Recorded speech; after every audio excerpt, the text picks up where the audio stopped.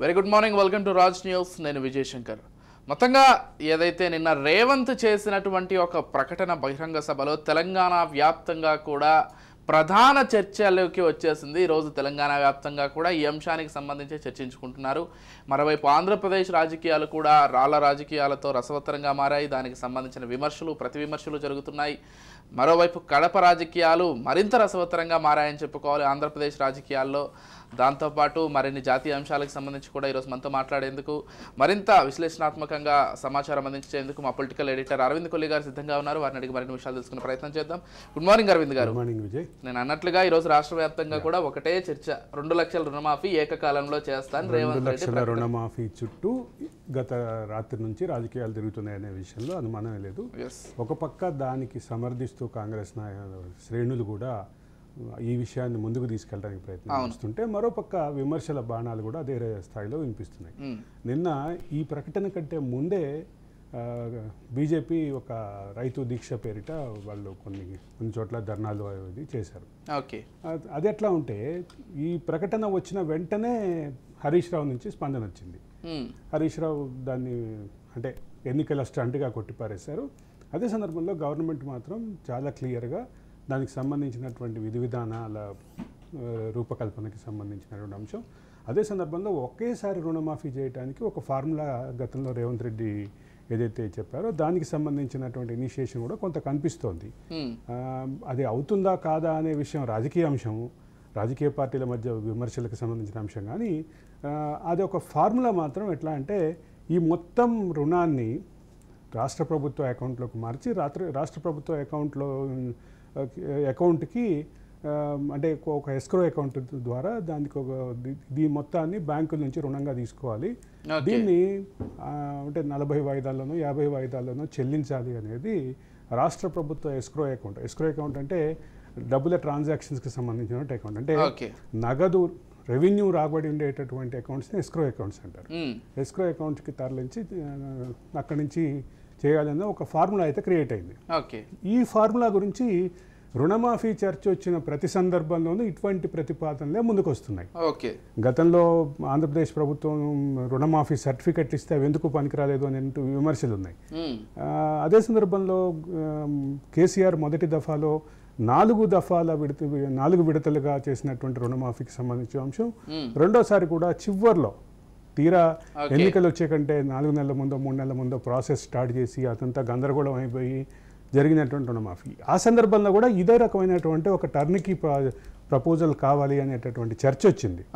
దీన్ని ఆర్థికవేత్తలు అంటే సామాజిక ఉద్యమకారులు కూడా, రైతు ఉద్యమకారులు కూడా ముందుకు తీసుకొచ్చారు. రుణమాఫీ ప్రకటించి రుణమాఫీ అమల్లోకి రావటం అంటే రైతు అకౌంట్లో అది మొత్తం 1 లక్షో 2 లక్షలో అది మొత్తం జమ కావాలి. ఇన్ ద సెన్స్ ఆ రైతు లోన్ అకౌంట్లో ఇది క్రెడిట్ అయ్యి అక్కడ చూపించాలి అనేది ఒక డిమాండ్గా ఉంది. ఆ రకమైనటువంటి ఇనిషియేషన్ జరుగుతుంది. కాబట్టి ఇది దేశంలో మిగతా రాష్ట్రాలకు కానీ కేంద్ర ప్రభుత్వానికి కానీ ఇది ఒక మార్గదర్శకంగా మారేటటువంటి పరిస్థితి ఉంది. ఈ ఎస్క్రో అకౌంట్ని ఎట్లా క్రియేట్ చేస్తారు? ఎస్క్రో అకౌంట్ అనేది రెవెన్యూ రాబడికి సంబంధించిన అకౌంట్ని గాల్లో క్రియేట్ చేయలేరు. దీనికి ఏం చేస్తారు అంటే, ప్రభుత్వానికి ఆదాయ వనరులుగా ఉండేటటువంటి శాఖలు, ఒక పక్క మధ్య శాఖ కానీ ఎక్సైజ్ శాఖ కానీ, రెండో పక్క స్టాంప్స్ అండ్ రిజిస్ట్రేషన్ కానీ ఇవి ప్రధానంగా ఉంటాయి. దీంట్లో ఉన్నటువంటి కొన్ని జోన్స్ని కానీ లేదా ఈ మొత్తం ఈ శాఖ ఆదాయాన్ని మొత్తాన్ని కూడా ఈ ఎస్క్రో అకౌంట్కి చేసేటటువంటి అవకాశం అయితే ఉంది. ఈ ప్రాసెస్ అంతా అంటే ఫైళ్ళ మధ్య జరిగే బిజినెస్ ట్రాన్సాక్షన్స్ని కానీ, అదే సందర్భంలో ఆర్థిక అకౌంట్స్కి సంబంధించిన వ్యవహారాలు కానీ తెలిసిన వాళ్ళకి మాత్రమే అర్థమయ్యే సబ్జెక్ట్ ఇది.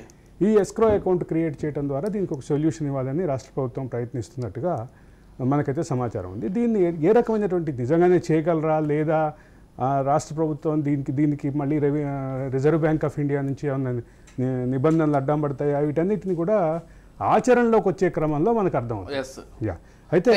అయితే ఇక్కడ కీలకంగా గమనించాల్సింది ఏంటంటే, నిన్న రేవంత్ రెడ్డి ప్రకటనలో ఈ రకమైనటువంటి రాజకీయ విమర్శలతో పాటు మరొక అంశం కూడా రాజకీయపరమైనటువంటి ప్రకటన ఉంది. నిన్న ఒక 5 స్థానాల్లో అసలు ప్రచారమే చేయట్లేదు బీఆర్ఎస్, అభ్యర్థుల్ని కూడా వీక్ అభ్యర్థుల్ని పెట్టారు, కేవలం బీజేపీని గెలిపించడం కోసం మాత్రమే ఇది చేశారు అనేది రేవంత్ రెడ్డి ఆరోపణ. రెండు పార్టీల మధ్య లోపాయికార ఒప్పందం అని కూడా చెప్పారు. ఆరోపణతో పాటు తెలంగాణ ఆత్మగౌరవాన్ని మోడీ కాళ్ళ దగ్గర తాకట్టు పెట్టారంటూ ఒక సూటి ఘాటు విమర్శ అయితే చేశారు. ఓకే, దీన్ని బీజేపీ ఎట్లా తిప్పికొడుతుంది, బీఆర్ఎస్ ఎట్లా తిప్పికొడుతుంది అనేది చూడాలి. రైట్. అయితే బీఆర్ఎస్కి సంబంధించి ఇప్పటికే చేవెళ్ల సభ ఉత్సాహంలో ఉన్నారు. చేవెళ్ల సభ సక్సెస్ అయిందన్న ఫీలింగ్లో బట్ ప్రపంచానికి చెప్పాలనుకుంటున్నారు. అదే వేగంతో మేము ఈరోజు సంగారెడ్డి జిల్లాలో ఒక సభ పెట్టబోతున్నాం, మెదక్ పార్లమెంటు స్థానానికి సంబంధించినటువంటి ఉత్సాహాన్ని చూపిస్తున్నారు. వీటన్నిటికీ బీజేపీ ఏ రకమైనటువంటి రిటార్డ్ ఇస్తుంది, బీఆర్ఎస్ నుంచి ఏ రకమైనటువంటి స్పందన వస్తుంది అనేది చూడాలి. అయితే బీఆర్ఎస్ శ్రేణులు నిస్తేజంగా ఉన్నమాట వాస్తవం. బీఆర్ఎస్ శ్రేణులు తన న్యాచురల్ యాక్టివ్నెస్ని అంటే కోల్పోయినటువంటి విషయం మాత్రం వాస్తవం. ఈ ఓటమి బీఆర్ఎస్ని ఖచ్చితంగా కుంగదీసింది అనే విషయంలో ఎక్కడా భేదాభిప్రాయం లేదు. అసలు రేపటి రోజున ఈ లోక్సభ స్థానాలు కూడా సున్నా వచ్చే అవకాశం అంటే ఈ 17 నియోజకవర్గాల్లో ఎక్కడా ప్రభావశీలంగా కనపడినటువంటి పరిస్థితి అయితే ప్రస్తుతం బీఆర్ఎస్ ఉంది. అది నిస్తేజం అయితే కనిపిస్తోంది.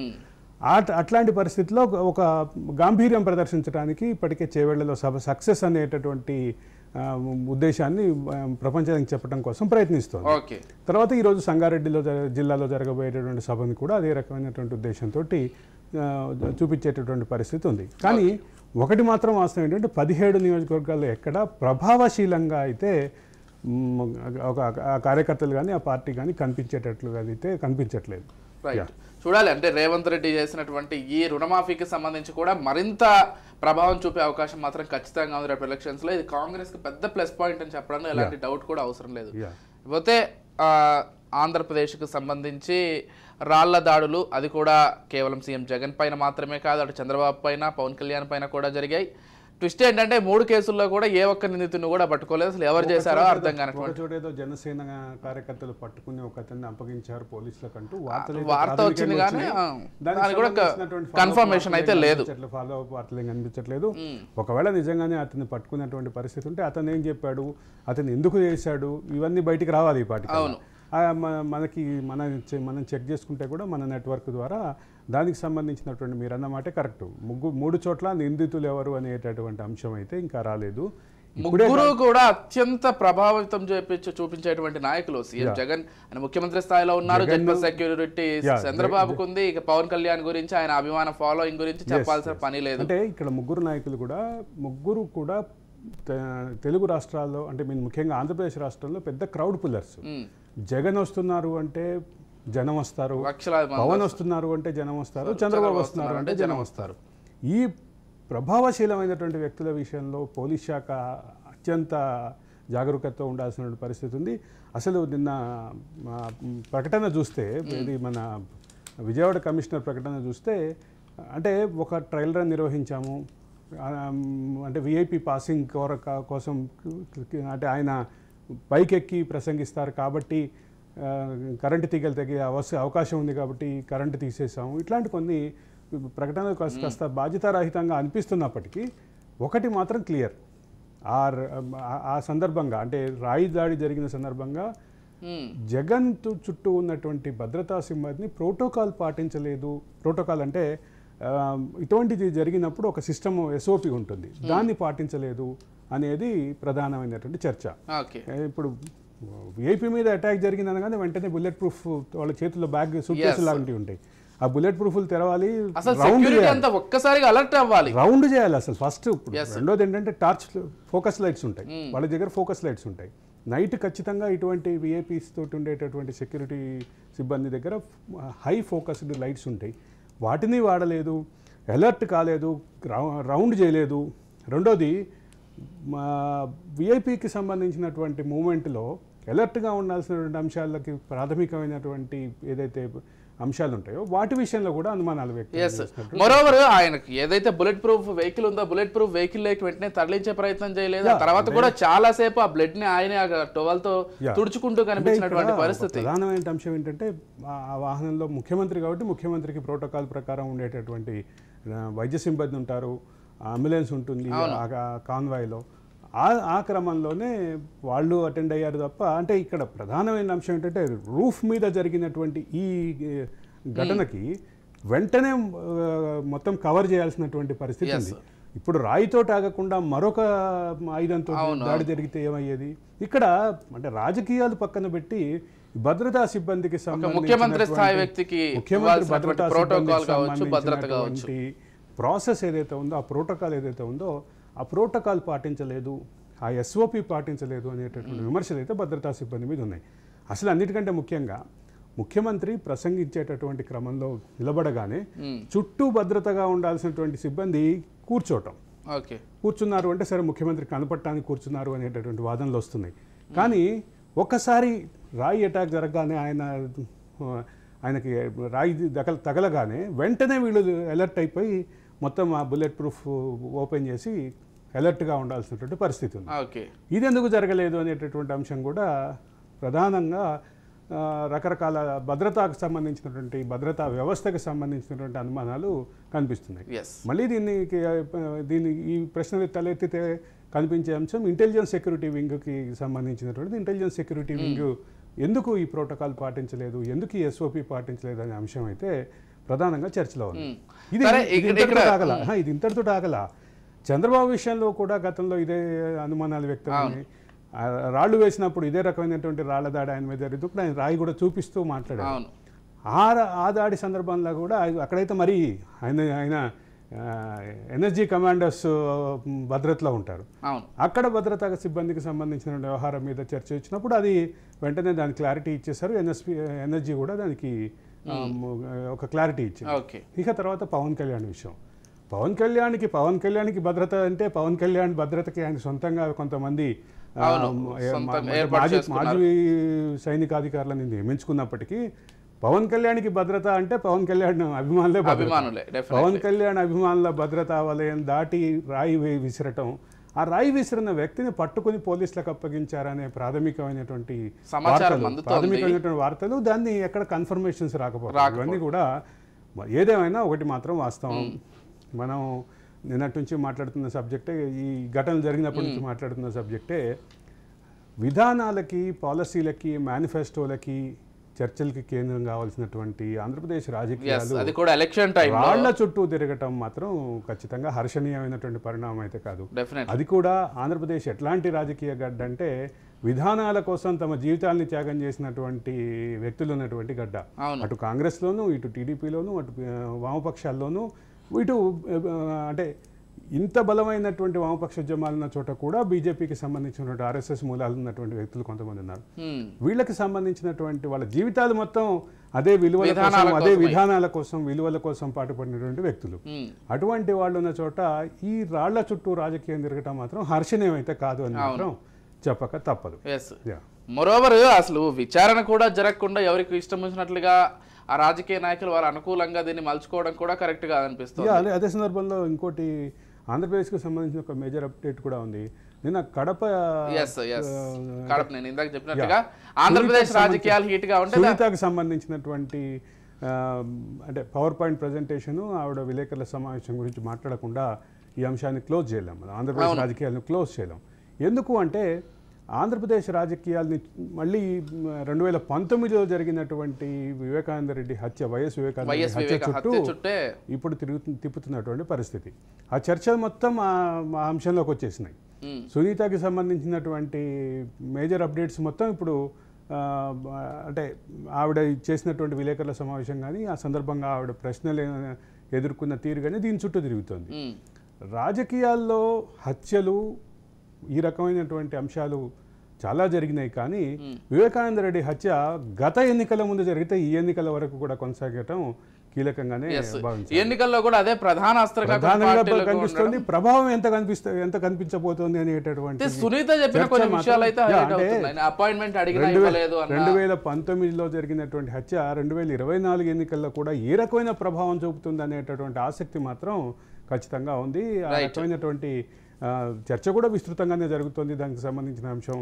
అందుకే దానికి తోడుగా ఈ మధ్యకాలంలో వివేకానంద రెడ్డి బయోపిక్ పేరిట ఒక సినిమా రావటం, ఆ సినిమాని రకరకాల వేస్లో దాన్ని బ్యాన్ చేయాలని ప్రయత్నం చేశారంటూ మరొక పరమైనటువంటి రాజకీయ పరమైనటువంటి విమర్శలు, ఇదంతా కూడా వివేకానంద రెడ్డి హత్య చుట్టూ ఇంకా రాజకీయం తిరగటం మాత్రం ఖచ్చితంగా గమనించాల్సినటువంటి విషయం. అవును.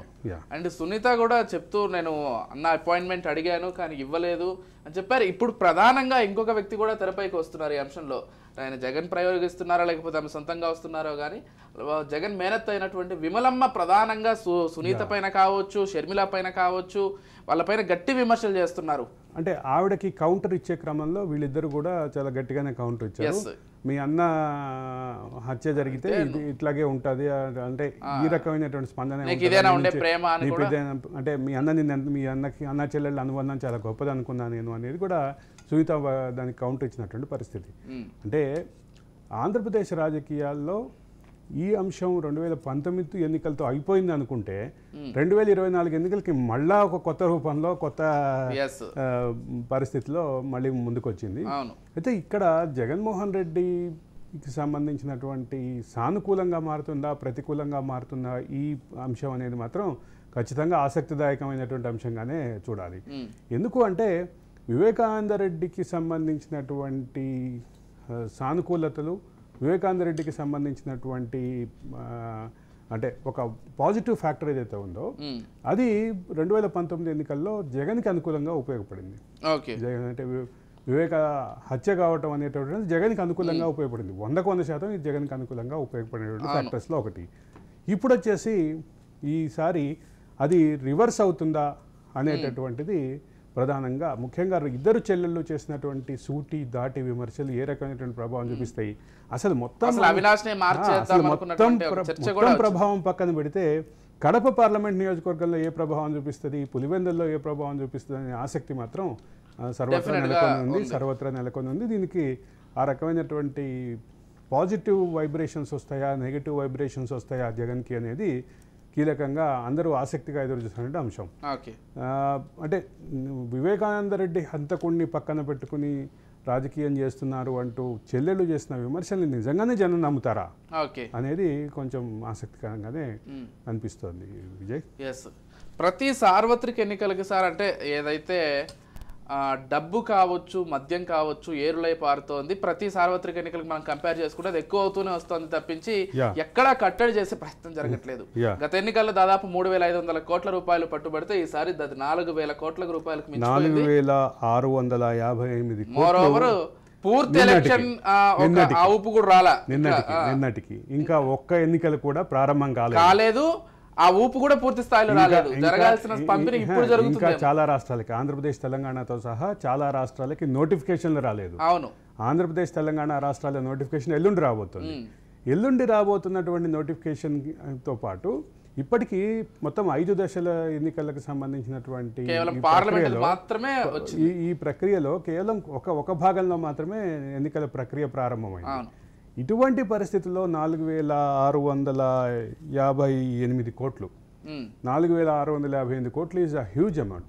కేవలం డబ్బు మాత్రం ఇది కాకుండా మద్యం పట్టుబడింది, డ్రగ్స్ పట్టుబడ్డాయి, వస్తువులు టీవీలు ఫ్రిడ్జ్లు తరలించే క్రమంలో అవి పట్టుబడ్డాయి, వాటితో పాటు బంగారం వెండి పట్టుబడ్డాయి. అంటే వేల కోట్ల రూపాయలు ఎలా తరలిస్తున్నారు. ప్రపంచంలోని అతిపెద్ద ప్రజాస్వామ్య దేశంలో జరగబోతున్నటువంటి ప్రజాస్వామ్య ప్రక్రియ ఎంత ప్రపంచంలోనే అత్యంత ఖరీదైన ఎన్నికలుగా కూడా కాస్ట్లీగా మారింది అనటానికి ఇది ఒక నిదర్శనం. ఎంత అంటే అంటే డెమోక్రటిక్ ప్రాసెస్లో ఎన్నికల ప్రక్రియని ఒక పండగలాగా చేసేటటువంటి పరిస్థితి నుంచి ఆ పండగకి సంబంధించినటువంటి మిగతా విషయాలు పక్కన పెడితే, డివోషన్ని, పండగకి సంబంధించినటువంటి ప్రేమాభిమానాన్ని వీటన్నింటినీ పక్కన పెడితే పండగకి సంబంధించిన ఆడంబరాలు ఆభరణాలు మాత్రమే ముందుకు వచ్చేటటువంటి పరిస్థితి కనిపిస్తోంది ఇప్పుడు. ఇది అంటే ఇప్పుడు ఇంత భారీ మొత్తంలో డబ్బు పంపిణీ జరుగుతోందంటే ఓటర్లు కూడా ఆత్మ పరిశీలన చేసుకోవాల్సిన అవసరం ఉంది.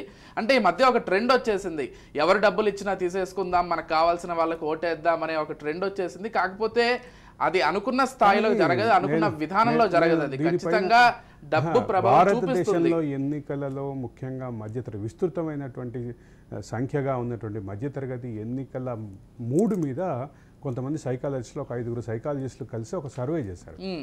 ఆ సర్వే చేసిన దాని ప్రకారం అయితే ఇప్పుడు మీరు చెప్పినటువంటి అంశం తప్పు. ఎట్లా అంటే ఆ సర్వే ప్రకారం వాళ్ళు తేల్చిన అంశం ఏంటంటే ఎవరు ఇచ్చినా తీసుకుందాం, మనకి నచ్చిన వాళ్ళకి ఓటేద్దాం అనుకునేటటువంటి మధ్యతరగతి ఓటు దగ్గరికి వెళ్ళేసరికి ఎవరు ఎక్కువ ఇస్తే వాళ్ళ వైపే ఓటు పడుతుంది అనే మాటలు. కానీ లోతుగా మాత్రం అదే జరుగుతుంది. ఎవరిచ్చినా తీసుకుందాం, మనం మనకి అనుకున్న వాళ్ళకి వేద్దాము అనేటటువంటి విషయంలో ఇవంతా పైకి వినిపించే మాటలే. అది మధ్యతరగతి సహజ స్వభావాన్ని మొత్తాన్ని దీని మీద ఒక డీటెయిల్డ్ సర్వే జరిగింది. ఒక 5 అంటే ప్రముఖ సైకాలజిస్టులు దీన్ని ముందుకు తీసుకెళ్లే క్రమంలో సర్వే చేస్తే 5 అభిప్రాయాలు చివరికి కంక్లూడ్ అయింది ఏంటంటే, వాళ్ళు సర్వే చేసినటువంటి చోట్ల దాదాపు అంటే ఒకళ్ళకి 86% వచ్చింది, ఒకళ్ళకి 95% వచ్చినట్టుంది. ఈ వేరియేషన్ ఉంది ఈ మధ్యలో. కానీ అందరికీ మెజారిటీ ప్రజలు మాత్రం ఎవరు డబ్బులు ఎక్కువ ఇస్తే వాళ్ళకే ఓటేసేటటువంటి మెంటాలిటీకి ఈ రకమైనటువంటి పరిస్థితిలో కూడా వెళ్ళారు అని. అంటే అందరి దగ్గర తీసుకుందాం, మనకు నచ్చిన వాళ్ళకి ఓటేద్దాం అని కంక్లూడ్ చేసిన వాళ్ళనే సెలెక్ట్ చేసుకుని చేశారు. ఇప్పుడు మీరు చెప్పినటువంటి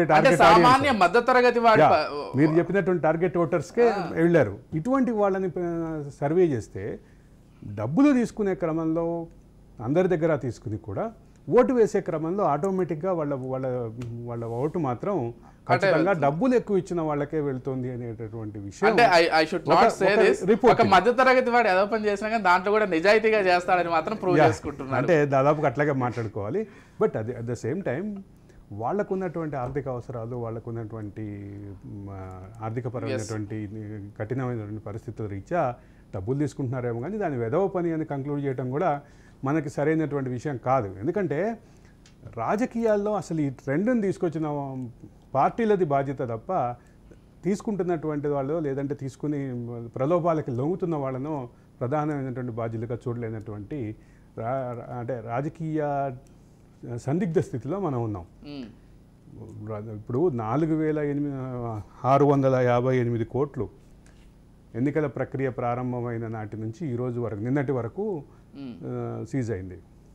ఆభరణాలు అన్నీ కలిపితే అంటే ఒక పర్టిక్యులర్ అంశం చెప్పాల్సినటువంటి అంశం ఏంటంటే, ఇక్కడ భారతదేశంలో అంటే ప్రపంచంలో అతిపెద్ద ప్రజాస్వామిక దేశంలో పెద్ద ప్రజాస్వామిక పండగలుగా జరిగేటటువంటి సార్వత్రిక ఎన్నికలు కాస్ట్లీ పండగగా మారినాయి, కాస్ట్లీ ఈవెంట్గా మారినాయి అనేటటువంటి విషయం మాత్రం వాస్తవం. ఇది ఎవరూ కాదనలేని సత్యం. అవును. అంటే ఇప్పటికైనా కానీ అటు ఎలక్షన్ కమిషన్ గట్టిగా చర్యలు తీసుకోవాలి, ఇటు ఓటర్లు కూడా. అంటే మీరు ఎంత వాళ్ళని సమర్థించినా కానీ నేను మాత్రం ఒకటి చాలా క్లియర్గా చెప్పగలను, ఏ రోజైతే ఓటర్లు మారతారో ఆ రోజు లీడర్లు కూడా మారతారో, ఆ రోజు వ్యవస్థలు బాగుపడతారని నేను బలంగా విశ్వసించే వ్యక్తిని. చూద్దాం, అంటే భవిష్యత్తులో జరగాలని కోరుకుందాం. ఇది జరగాలంటే అన్నిటికంటే ముఖ్యంగా ఎలక్షన్లో గెలిచిన వాళ్ళకు వచ్చేటటువంటి మానిటరీ బెనిఫిట్ మారాలి. వాళ్ళకి అయ్యే పనులు సామాన్యుడికి ఎట్లా పనులు అవుతున్నాయో ఎమ్మెల్యేకి ఎంపీకి కూడా అట్లాగే పనులు అవ్వాలి తప్ప ప్రత్యేకమైనటువంటి అంటే నిధుల వాడకం విషయంలో, బడ్జెట్ వాడకం విషయంలో ప్రత్యేకమైనటువంటి అధికారాలు ఉండొద్దు. ఇది ఏదో ఒక రాజ్యాంగపరమైనటువంటి సంస్కరణ అవసరం. ఇది దానికి చాలా పెద్ద మూమెంట్ అవసరం. సంస్కరణ అవసరం లేండి, చిన్న సంస్కరణ పెద్ద మూమెంట్ అవసరం. అవసరం. అటువంటి మూమెంట్ తోటి వచ్చినటువంటి రాజకీయ పార్టీలు కూడా తర్వాత ఇదే స్ట్రీమ్లో పడిపోయినటువంటి పరిస్థితి కూడా చూస్తున్నాం మనం. సరే, మనం దానికి సంబంధించి రాజకీయపరమైనటువంటి చర్చలోకి వెళ్తే దీని సంస్కరణ కోసం, కేవలం ఎన్నికల సంస్కరణల కోసమే వచ్చినటువంటి రాజకీయ పార్టీలు కూడా మిగతా రాజకీయ పార్టీలాగా ఆరోపణలు ఎదుర్కొంటున్న పరిస్థితులు, దానికి సంబంధించినటువంటి డబ్బుల పంపకాలకు సంబంధించినటువంటి ఆరోపణలు ఎదుర్కొన్న పరిస్థితులు హర్షణీయమైతే కాదు. కానీ ఎన్నికల సంస్కరణలు అయితే అవసరం.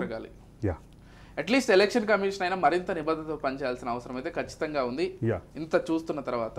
లేకపోతే మోదీ ఏదైతే మొన్న ఒక ఛానల్తో, ఒక మీడియా సంస్థతో ఆయన ఇంటర్వ్యూలో పాల్గొని ఆయన చేసినటువంటి కామెంట్స్ అయితే దేశవ్యాప్తంగా చర్చకు వచ్చాయని ఒక ప్రధాన వార్తా సంస్థకి ఆయన ఇంటర్వ్యూ ఇచ్చారు. ఆ ఇంటర్వ్యూ సందర్భంగా ఆయన అన్నిటికంటే ముఖ్యంగా విజన్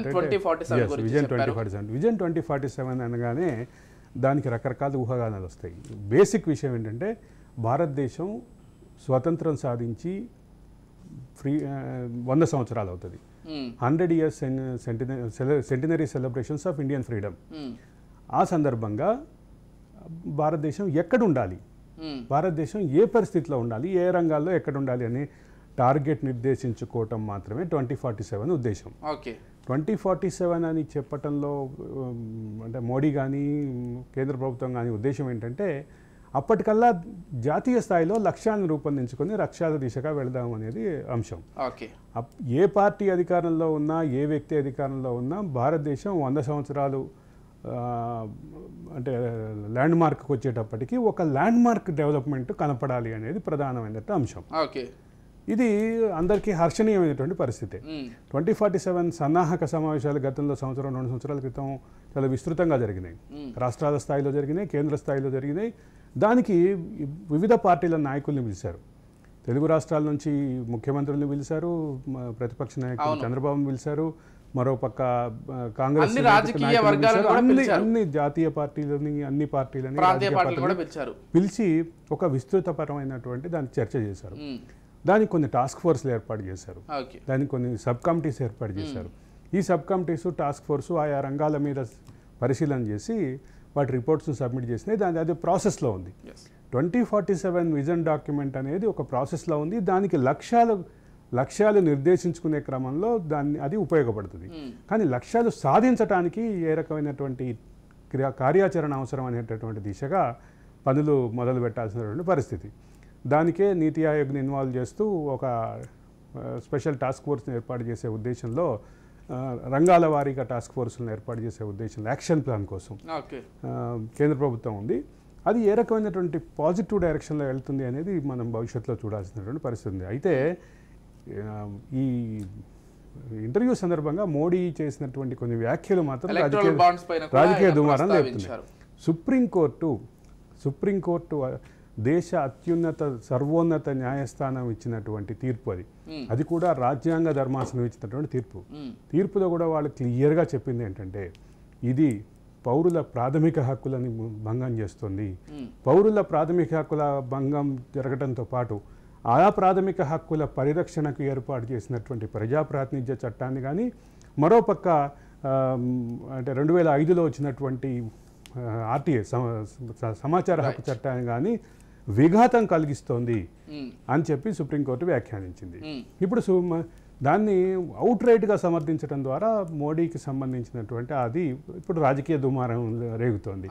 అంటే రాహుల్ గాంధీ అయితే మరొక అడుగు ముందుకు వేసి ఆయన నోటితో ఒక మాట చెప్తున్నాడు, కళ్ళల్లో ఒక మాట కనిపిస్తోంది అనే భావం కూడా వ్యక్తం చేశారు. ఇది ఖచ్చితంగా ఒక చర్చ.